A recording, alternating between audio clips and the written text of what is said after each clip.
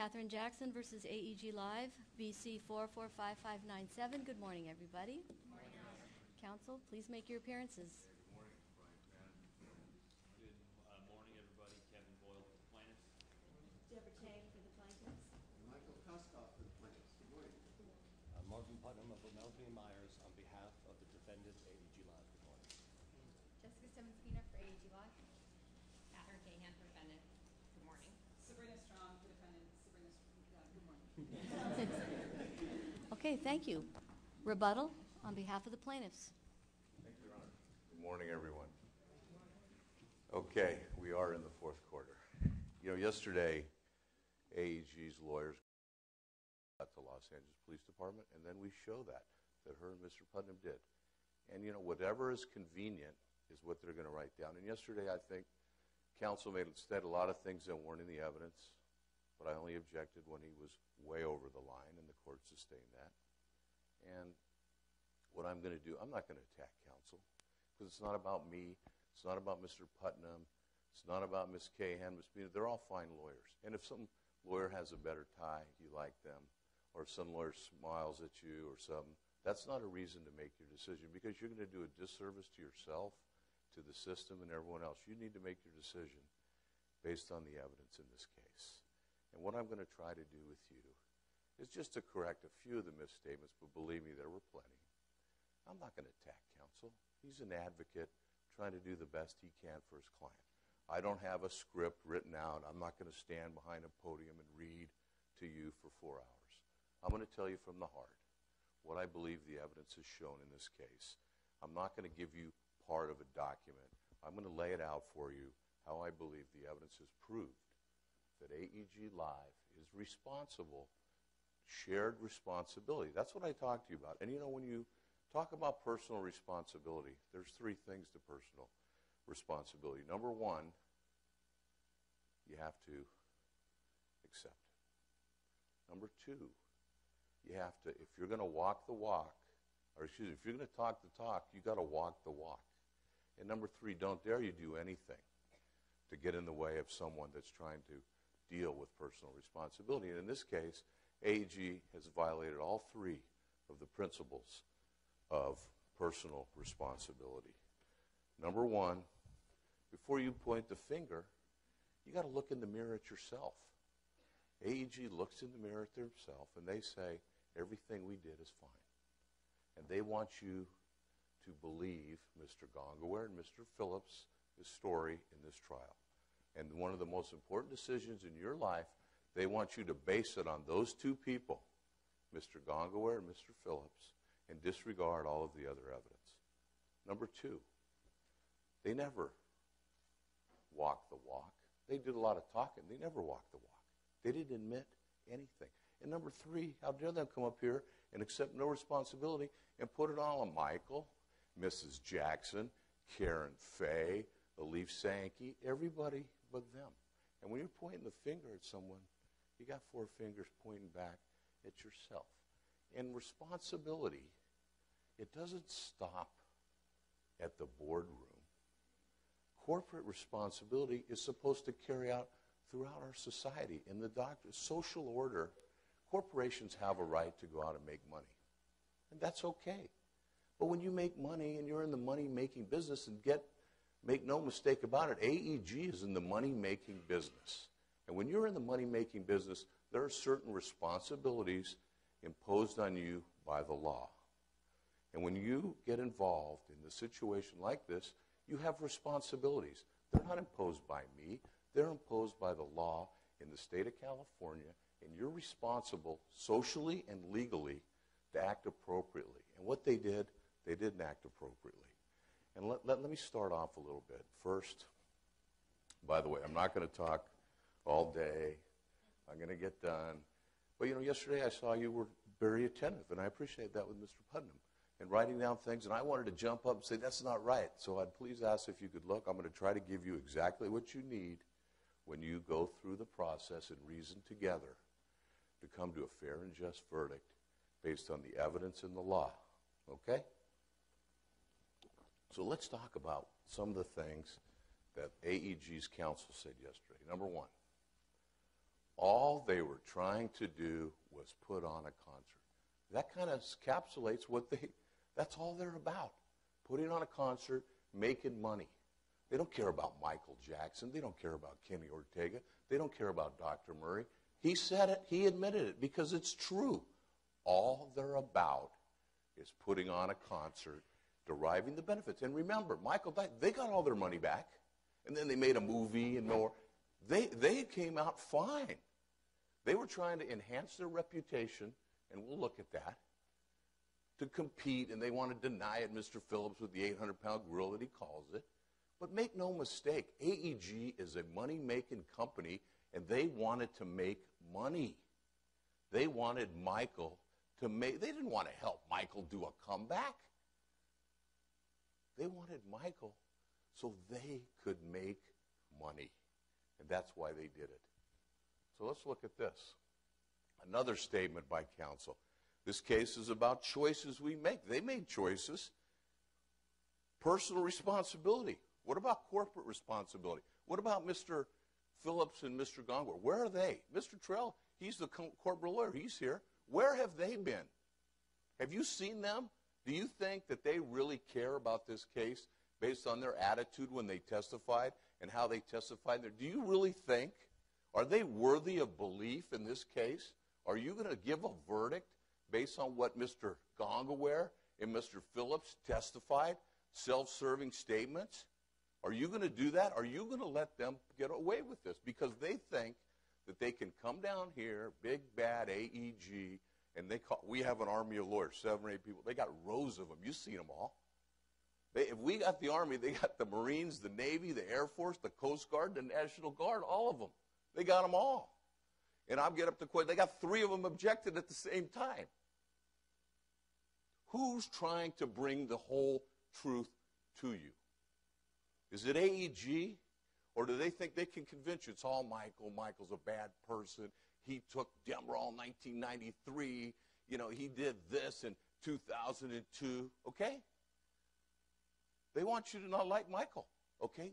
Is that what this case is about? That you don't like Michael? And they bring up, oh, he was charged criminally, and he had this, and he didn't have any money, and all that. What does that have to do with AEG negligently hiring, retaining, or supervising Dr. Murray? What does it have to do with it? Nothing. Next. I told you at the beginning of the case, it's a case about shared responsibility, okay? We're not running from it. Michael paid the ultimate price. He's not here anymore, okay? Sure, he took propofol. But remember, every time he took propofol, he didn't die until one thing happened.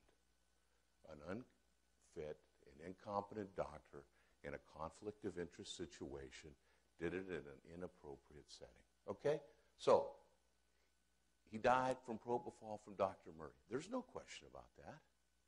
But he's paid the ultimate price. His family has admitted that he has some responsibility, and that's for you to determine. But they accept no responsibility. Dr. Murray, we know he's been held responsible. He's been determined what he did. He's paying his price. But they want to skate right free, get all their money back, come here and say, hey, we know the jury, they're not going to do it, man. We're AEG Live. We can do this. They're not going to impose liability on us. Because look at Michael Jackson. Oh, look at his mom. She wrote a letter to People magazine. She's a terrible person. That's what they want you to do. They say, oh, just answer that question no, and you could go home. Because they don't want you to look at all the evidence and all of the law after 5 months. They want you to go and say, oh, we didn't hire him. See you later. Despite the fact that the CEO said it before there are any lawyers, before there are any lawsuits, when he knew there was no written contract within days of Michael Jackson's death. But we're not to believe that. And I'll get to that, okay? So come on. I mean, they think they can hoodwink you. I mean, that's why we're here. Otherwise, we wouldn't be here. All right. And AEG, they're the only ones that have accepted no responsibility. Now, let's talk about corporate responsibility. That's just as important as personal responsibility. And today in our society, you know, when it says people don't take responsibility for their acts, how about corporations? Do you think that they're all taking responsibility for their acts? Do you think that's happening in today's society? The only way that the Jackson family can be on equal footing with AEG Live is in the jury system. We can't compete with them, their size, all the people they have. The only way is 12 people fairly picked. And think about it. When you came down here and you got that summons, did you think you were going to be on this jury to decide this case? No way. Some of you gave up assignments. You've missed vacations. You've had to change your whole life. You came down here, you go, okay, I'm going to come down. I'm a good citizen. I'm going to do it. But did you think you signed up for this? Nobody did, okay? But did any one of you try to get off and leave? No. You know why? Because you believe in the system. Even though it caused personal hardship to each and every one of you. And I appreciate that. But this is the only place there's a level playing field where Michael's children and mother can be on an even, level playing field with AEG. This is it. Improper to appeal to the size or corporate status of a defendant in closing argument. And there we go. Who's bringing you the truth? Overruled. You know, see, like I told you, who's bringing you the whole truth, okay? You saw it throughout the trial. How many? 3 lawyers objecting at the same time. Sidebar, don't do that, you can't do that, you know. Come on. Sit over there, read the objections. It's on another script. That's what this is. They prepared. With the jury consultants been here every day. You saw it from the beginning. Okay, this is a scripted performance by AEG Live that they want to get away with it. Okay, that's what it is. And you heard Mr. George, the last witness. I called him and asked him. He said corporate responsibility and accountability are very important issues in this society today. And they are. And that's what you're going to assess. And personal responsibility, okay?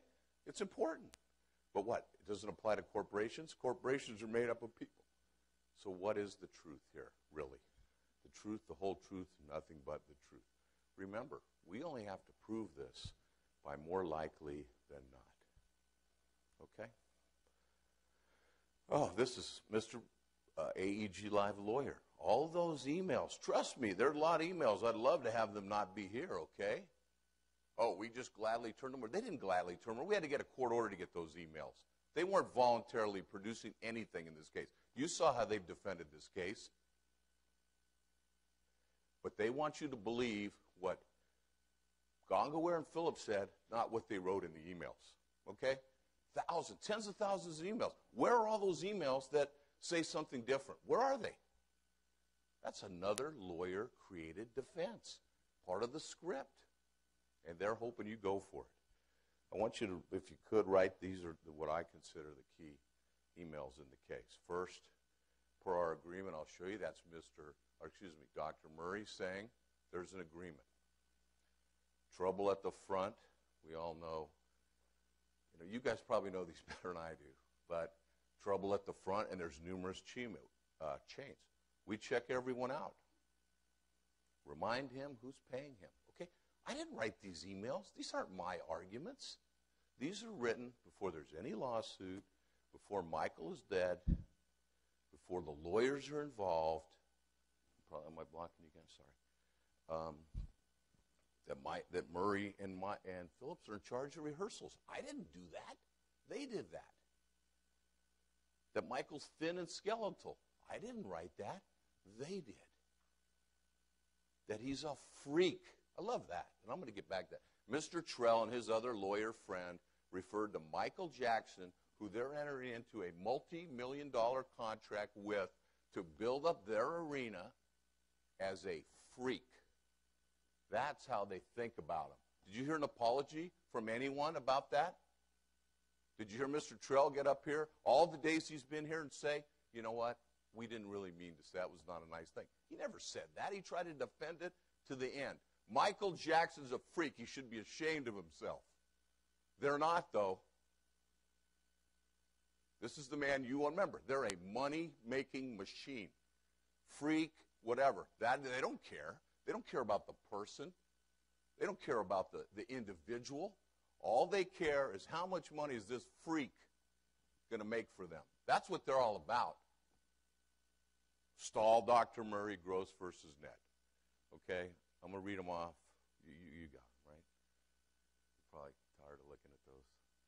But I think they say it all. And remember, these are all written by AG, and of course, none of them even remember writing these. And 10,000 emails, you think that if a guy got an email that the star of the show, who they couldn't do the show without, that had 35 million in it, they might remember writing the email? Maybe? Come on.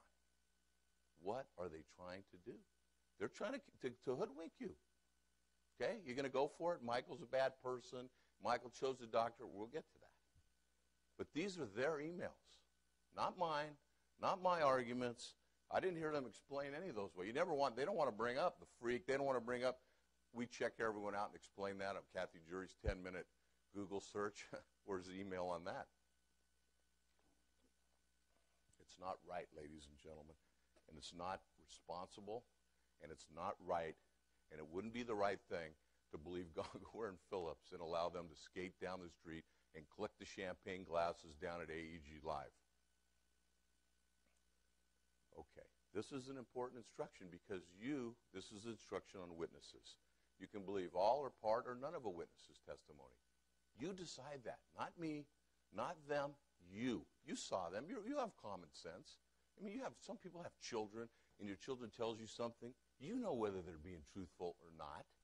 People deal with it. You're trying to buy a car, and they're working. You know whether they're telling you the truth or not. You know what somebody at work is telling you the truth. You know if a player is telling you the truth or not. I mean, we don't have a film of everything, but we got emails. Okay? You decide. And what's the reason? Miss Jory, why would she have any tendency not to tell the truth? Well, we brought the police officer to show that because her firm, the biggest client, they're getting all this money from AEG Life. Do you think she might want to shade it a little bit for AEG? Just a little? Come on.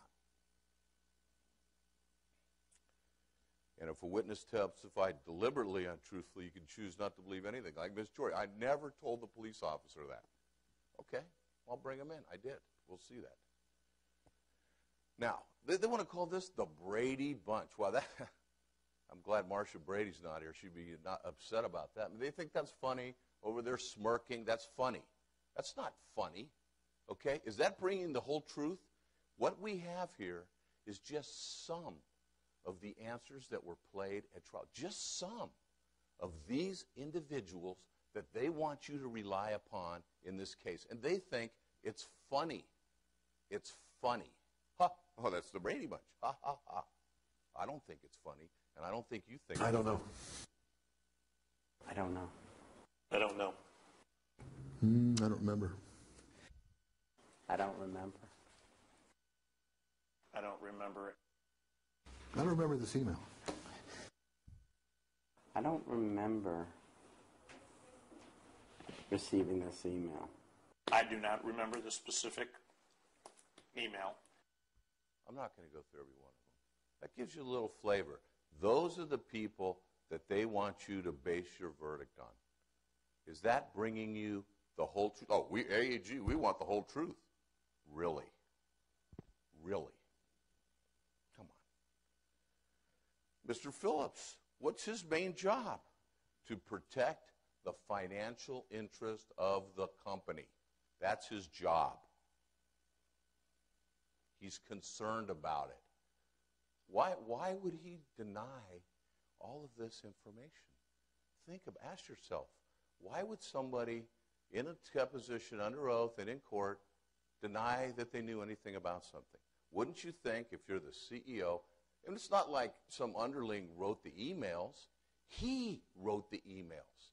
It's not like somebody working underneath you wrote it and you were CC'd, you might have, he wrote the emails. Gongor wrote the emails.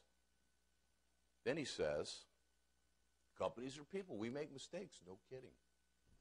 Okay? They're people. They don't want to accept zero responsibility. Then he said, I asked them, did you rely on your attorneys to prepare for your depositions? No, I didn't. I didn't prepare for it. Wow. So here you are in the Michael Jackson case. You're not going to just prepare. You're a CEO of a large company. Then I said, so you just figured it wasn't necessary? No, you were too. And then he says, I didn't feel, they felt, my lawyers, that it would be better if I went in without doing any preparation with them. Is that looking for the whole truth, ladies and gentlemen? Did they stand up here and tell you they want the whole truth, yet they tell the key witnesses, all you got to do is run a search for emails of Murray, you're going to get them. There's only so many. I just said there's like 9 key emails.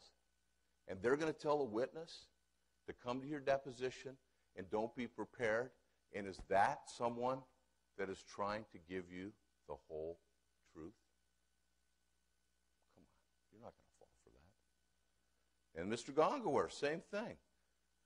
Do you think it was in your best interest when preparing for your testimony under oath in this case in December not to review any emails and not remember about them? Answer, I relied on my attorney's advice. So yes, I think it was in my best interest. So it was the best interest of him and AEG Live to remember nothing. Is that someone that wants to bring to you, ladies and gentlemen, the whole truth? I don't remember anything. Come on. Then, deposition that we played is substantive evidence. It's the same as if you're testifying in court. It has no difference. And they know that. This is a big law firm. They're experienced lawyers. They know that if you testify one way and you change it, you're going to be impeached and you're not going to be credible. But they chose to go that route. They chose to go that route. And why do you think they would do that? How about this one? I love this one. Mr. Meglin, remember he comes in here and I ask him, all right, so come on. In your opinion, is Celine Dion a bigger artist than Michael Jackson? In my opinion, Celine Dion is right up there with Michael Jackson, yes. And to me, she is bigger. Now, it's not that big a deal in this case, right? But this shows you, and I'm going to show you, how far they will go to say what's convenient to them when they think it hurts them. And how about this? Do you have to remember the truth? Is the truth something that you have? Hold on, let me remember what the truth is. I don't remember that. But then you remember certain. Is it hard to remember what the truth is? Or is it hard to remember what your story is going to be? On Michael Jackson, who's not looking good, who's having problems, people are telling you he's dying, and you're not going to remember? You know, what do they say about he who seeks to deceive, what a tangled web they weave? Why would they do that? Why would they do that?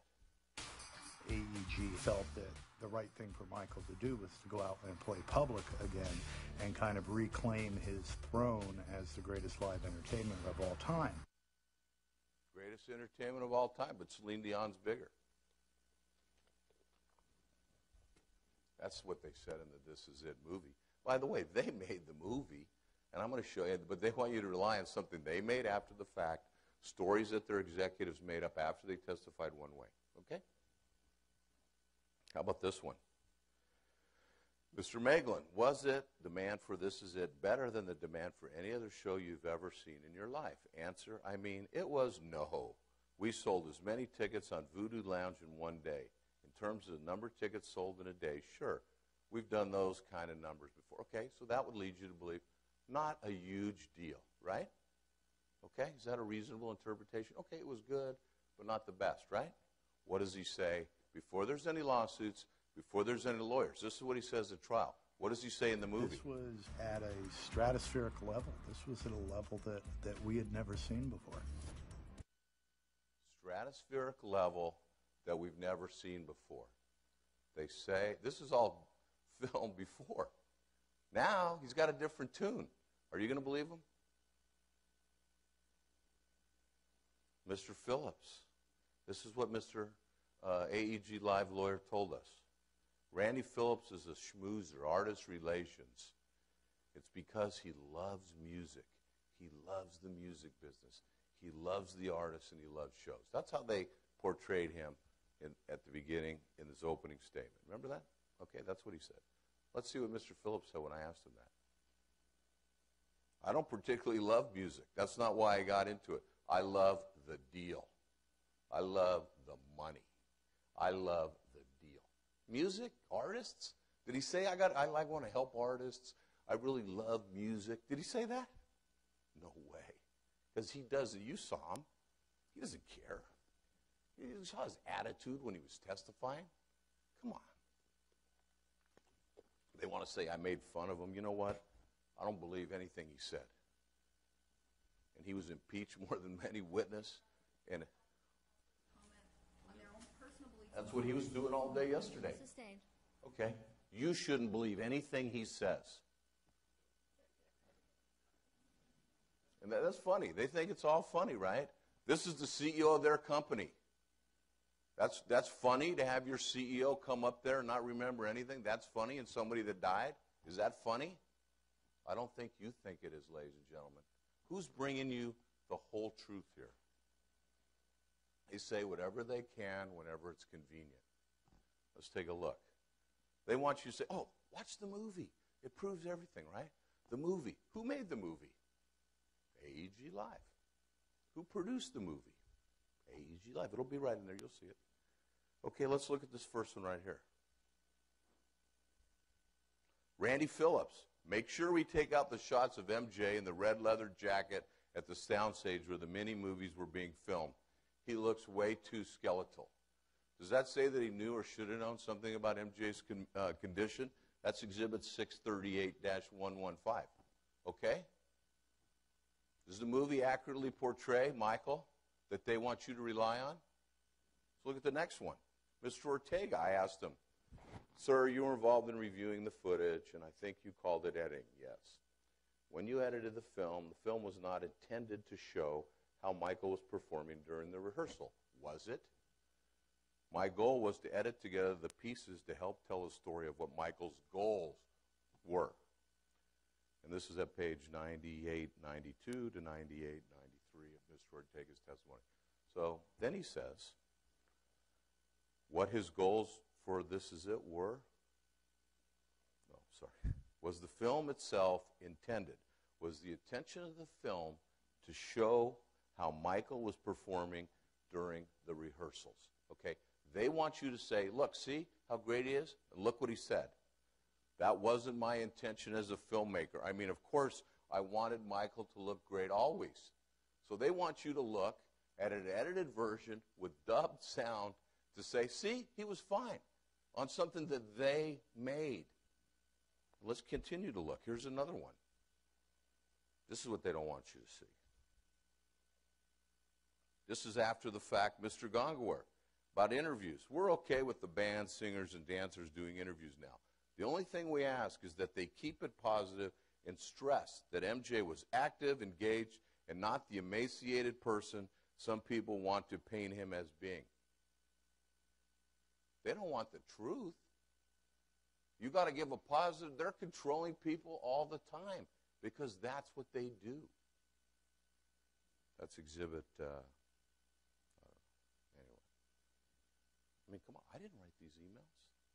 And Miss Fay, we asked, were you involved? Yes. What was your understanding of what was being asked to do? To come and help retouch the footage. Did you do that? No, sir, I didn't. Why not? It was a lie.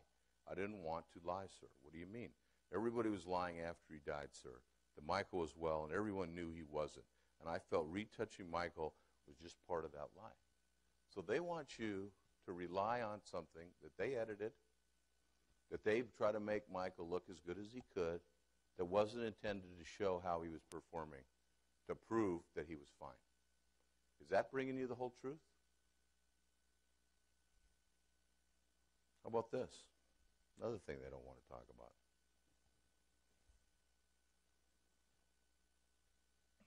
This is from Randy. Or, hi, Randy, Karen Fay. I don't know who the video crew was at rehearsals, but I saw them shooting Michael at his worst on the day he was shuffling and wrapped in a blanket. I told Kenny to make sure they wouldn't shoot him like that, be sure he wasn't aware they were shooting him, and would be careful in the future. It's disconcerting that footage exists. Karen wanted Michael to look good. She wasn't trying to prepare for a lawsuit. And what does Kenny say? What does Randy Phillips say? We control all the footage, and it's locked in a vault at Staples Center. Did he say, no, we're going to do an accurate depiction. We're going to show when he's wrapped in blankets, when he wasn't doing good. Did he say that? No. He says, we control it all. and it's locked in a vault. There it is. We control it all. It's locked in a vault. Does that sound like people that are trying to bring you the whole truth? AEG, we want the whole truth. We were not afraid of the truth. Okay. Actions speak a lot louder. That footage didn't make it in the movie. And Michael doesn't look good in the movie anyway. But they want to think you're going to buy that. All right. Then I asked Mr. Phillips, did Michael ever perform the whole show? No. He never sang all the show's dance? No. He wouldn't have. They weren't ready for that. So as of the time he died,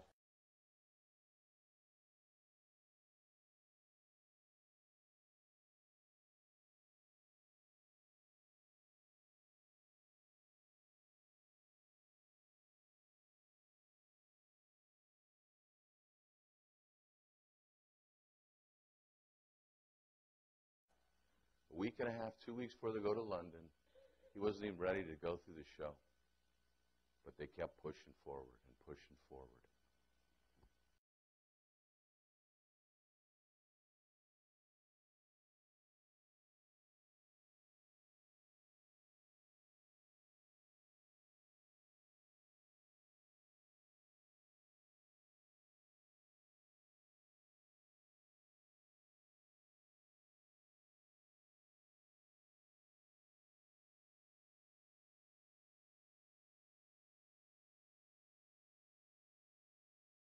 Evaluate whether AEG acted negligently only in connection with plaintiff's claims AEG hired, supervised, or retained. That's a legal duty imposed by the law. But they say we don't do it, so we don't have to follow the law because we're AEG. We don't have any duty to do that. But that's not what the law says. They're trying to tell you things that just aren't true. Here's another one. Mr. Panish, this is 50 times they said. My mom she never called me Mr., but she would call me a lot, but not nicely. But Mr. Panish told you yesterday that figure $59 million. He said that a couple times. That was made up. He made it up, okay? I made it up, right? I made it up. That's what he told you. Y'all wrote it down. Not all. You, a lot of you wrote it down. I saw it. I wanted to jump up. What could I do? Well, let's see what the evidence is. Do you remember that guy, Mr. Ackerman? They paid about $900,000 to who I said, okay, Mr. Ackerman, let's get you your figures, and I want you to do some calculations. I don't have my calculator. I can't do it. I'm not ready to do that. Dr. Formousas could do it, but I don't know. I can't do that. I don't know, right? Well, here's the evidence. What he says, he made it up. Now, hey, I'm big. I can protect myself. But that's not right for the family to be making attacks on the lawyers saying they're making things up in court. Come on. Does that bring you the whole truth? Here it is. Exhibit 1960, and there are 3 exhibits of his calculations, $12,874,000, $15,618,000, $15,572,000, $15,810. Check it out. Check me out on that, okay? He called me a liar. No, Your Honor, No, there's an objection. It's error to argue against the law, and he's talking about undiscounted figures, which no, it's not. They're been instructed not to consider. Your Honor, it's improper. Is this in evidence? Yes. Okay, overruled. Yes, it's in evidence. I just made it up. Poof. Poof. Exhibit 12960. And there's 3 of them, 153, 160, 157, 008. Poof. Just made it up. Who's bringing you the truth, ladies and gentlemen? Okay? I know I'm getting animated. I have passion. I'm sorry, but it's not fair to attack someone, a lawyer that's being an advocate for a client, and say they made it up. It's just not true. They'll say anything when it's convenient, okay? Go look at those exhibits. You add it up, and you see if I made it up or not. Okay? You add it up. I just made it up. Poof. There it is, 59,874. Next. And I say this because I remember all the important things he got wrong yesterday. Mr. Irk getting his numbers from AEG. He didn't. Another attack. Everybody wrote it down. Not everybody. People wrote that down, right? Okay? What is the truth? Here it is right here. AEG Live did the projections, $108 a ticket. Mr. Irk, $108 a ticket. 1.6 shows a week. And here's the testimony. Briggs, testimony, 1.6 shows a week. Both of them. Attendance, 55,000 for Briggs, 49,000 for Irk. These figures, AEG. Okay? And I'm going to talk about that for a minute here. They say, he was never going to do a world tour. On one hand, they say he's going to die, but then they want to say he's going to do a 10-year world tour. First of all, this is not a 10-year world tour. It's 37 months. Okay? So that's another misstatement. But if Michael Jackson had proper care, remember, he was fine when they met him. He did the physical. He was doing fine until the pressure started creeping in on him, and he couldn't sleep, and Dr. Murray broke his oath because of the conflict. I'll explain that to you. But if he had proper treatment, if Dr. Murray, they got a sleep doctor and proper treatment, he'd have been fine. Because AEG had this all planned out. They didn't just want the O2. They were thinking big, the biggest. They want to make money. They're a money-making machine. Mr. Phillips said, we had a 4-year plan. And there's all those emails. He denied it. I had to bring out the emails to show him. But now when it's convenient, he would have died, or they made it all up. 1.5 billion, they made it all up.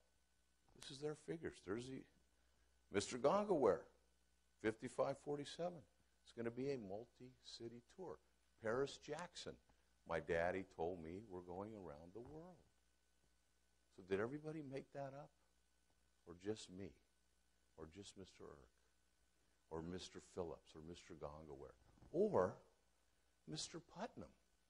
Because then I asked Miss Jory, did you, Miss Jory, tell the Los Angeles Police Department, you and Mr. Putnam, that London was just the beginning and there was going to be a world tour? Remember that? She says, absolutely not. And you're as sure as that of all your testimony, right? I never told that to the officer. So I brought him in, Detective Smith. And what did he say? Let's look at this. Let's start with the statement that you wrote down on the official Los Angeles Police Department form. Okay. Why don't you read it to us just about the world tour?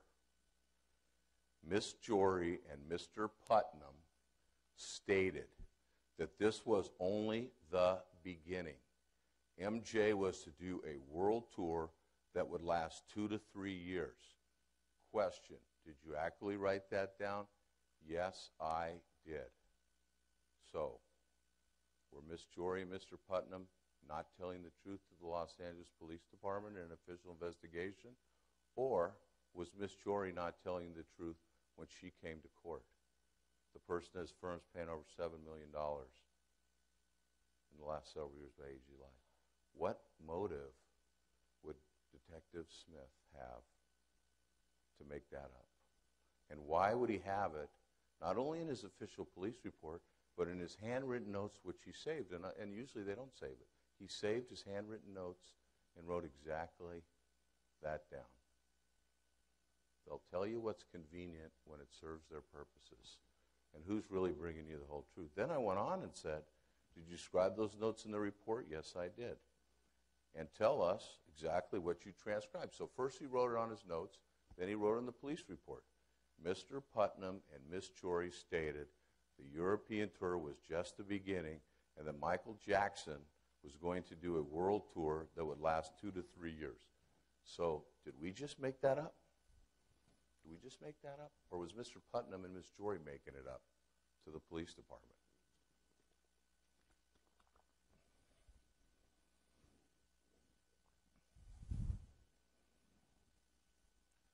$340 million, they're saying, in economic and non-economic damages. And you know one thing they didn't dispute in this case? He didn't say that was unreasonable. He gave the figures, and you know why? Because he knows in a wrongful death, for the evidence in this case, that's not unreasonable. They've attacked everything we've said in this case, but they know that's not unreasonable for the relationship. They know it's not unreasonable. They attacked everything except for two things. That and question 4, which I'll get to, they skipped it because they have to concede it. Everything else, from the beginning of the trial till today, still, with the objections, they're fighting. But they didn't fight that because they know that's a fair and just verdict for these 3 children and for Mrs. Jackson and for what they lost. Okay? And I said, I invite Mr. Putnam to get up here and give a different figure if he thinks this is unreasonable. Remember that?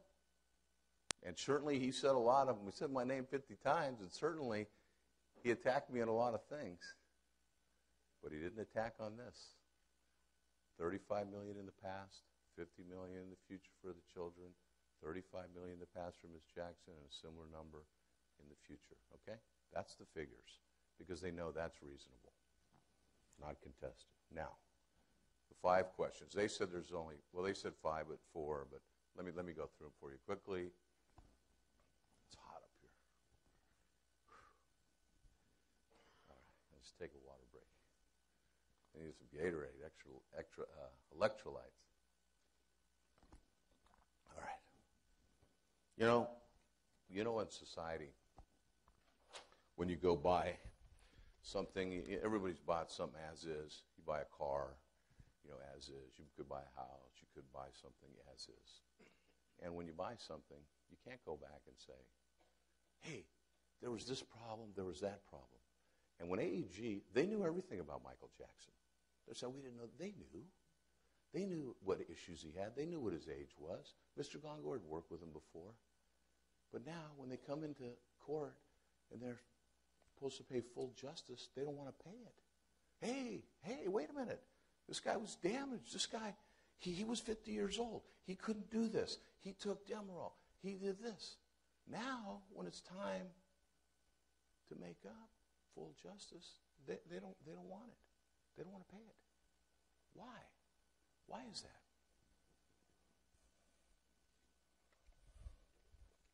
All right, let's talk about the questions. I know you heard a lot about it. First, did AEG hire Dr. Murray? Man, I heard so much yesterday. Who paid Dr. Murray? Who chose Dr. Murray? Who was Dr. Murray's personal doctor, right? All that. Who asked for Dr. Murray? Is that question on the verdict form? Who chose Dr. Murray? Is that the question that you have to answer? Did I miss it? They hired Dr. Murray. Let me tell you how. Was he unfit? Yes. Did they know or should have known he was unfit and put others at risk of harm? Yes. Did they skip 4 because they conceded that? Substantial factor in causing the death? Yes. So I'm going to explain why to you. In this one, they don't even contest it. They conceded it, believe it or not. Because how could you say that Dr. Murray didn't harm Michael Jackson? It's a little tough, even though they fight everything else. Now, in considering question 1, whether they hired or didn't hire, AEG or Michael or both could have hired Dr. Murray. Okay? Both. They keep saying, Michael chose him. Michael, it was his doctor. Prince gave him some $100 bills. You know why he gave him $100 bills? Because AEG was stiffing him and they weren't paying him. I'll show you that. But the question is, who hired him? And it can be Michael. Nothing happened. The train's going down the road. They're seeing these signs, and what do? They stop the train to see what's going on. They just put more coal in it and keep moving straight ahead. Okay? Right here. Number 2, incompetent. Conflict. They were pressuring Murray. And the pushback. Remember, when Kenny Ortega and Bugsy and these people are saying, hey, we got all these problems. We got all these problems. Do they go find out what's wrong with Michael Jackson? Remember Mr. Trell said that would be something good to delve into. Do they go do that? No. They never found out what was wrong because they didn't want to know. Knew or should have known. They didn't want to know. They didn't do anything to look into it. Would a reasonably careful person that's retaining and supervising a doctor, the patient of the doctor is doing terrible, would they ask the doctor what's wrong with the patient? Maybe? What do you think? But they should have never even been involved. Why are they getting involved in Michael Jackson's health care? Why are they drafting a written contract that Michael Jackson never saw or asked for. Because they want to control it all. They want control. Why would they do that? No one in the history has ever done that. Why would they do that? Think about it. Why would they draft a written contract for Michael Jackson's alleged doctor that he chose and selected? Why? Because they wanted to be able to control Dr. Murray and get whatever they wanted and to get Michael there because, number one, they had no insurance if Michael didn't make it. And they could be out $35 million. Remember, they couldn't get sickness insurance. Cancellation insurance was only $17.5 million, and they were double that. And when you're in a money-making business, you're not in a money-losing business. And they were protecting, as Mr. Phillips says, they do, the financial interests of the corporation. That's why they wanted control of Dr. Murray. And that's why they wanted a written contract which raised the conflict. Now, number one, remember in March, the press conference. Mr. Phillips says, Michael's emotionally paralyzed, riddled with self-loathing. He's got to slap him, put him in the shower. He's worried. Then he says prescription, they talk about the drugs, overuse issues, insomnia, and pain management. But instead, there's a cardiologist to treat heart problems or ailments like the flu and the cold, which he doesn't have. So why would they do that? He wasn't competent. There's no question. Now, remember I said, Mr. AEG yesterday told you that Dr. Murray never knew that the contract could be canceled at any time till June 14th. Remember that? But Dr. Murray never knew. Well, on May 8th, Exhibit 177, it states... Mr. Panish, 5 minutes before the break. Thank you, Your Honor.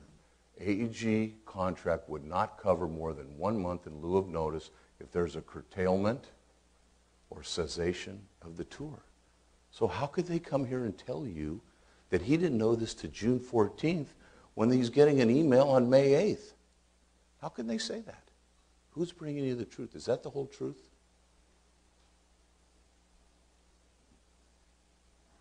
Take a look at that. Exhibit 177. All the terms, the fees. Murray wants to get paid per our agreement. Gongor's trying to tell him what to do, but they didn't hire him and there's no agreement. Next. Question, maybe this is a good time, Ron. This is a long one. Come back at 11:15.